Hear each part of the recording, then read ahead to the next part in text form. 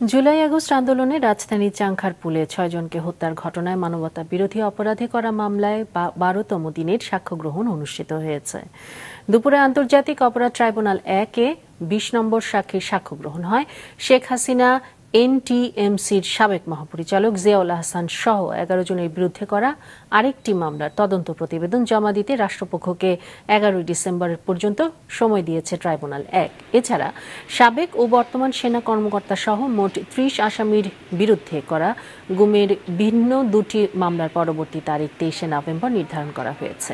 এছাড়া রামপুরায় ২৮ জনকে হত্যার ঘটনায় ২ সেনা কর্মকর্তা সহ ৪ জনের বিরুদ্ধে করা মামলার শুনানি হবে ২৪শে নভেম্বর। চলছে সেই মামলার আজকে নির্ধারিত তারিখ ছিল। সেই মামলার গ্রেফতারকৃত আসামি মেজর জেনারেল অবসরপ্রাপ্ত জিয়াউল আহসান সাহেবকে আজকে ট্রাইব্যুনালে হাজির করা হয়েছে। ইনভেস্টিগেশন এজেন্সির পক্ষ থেকে ওই মামলায় সময় প্রার্থনা করা হয়েছে। ট্রাইব্যুনাল ২ মাস সময় মঞ্জুর করেছেন।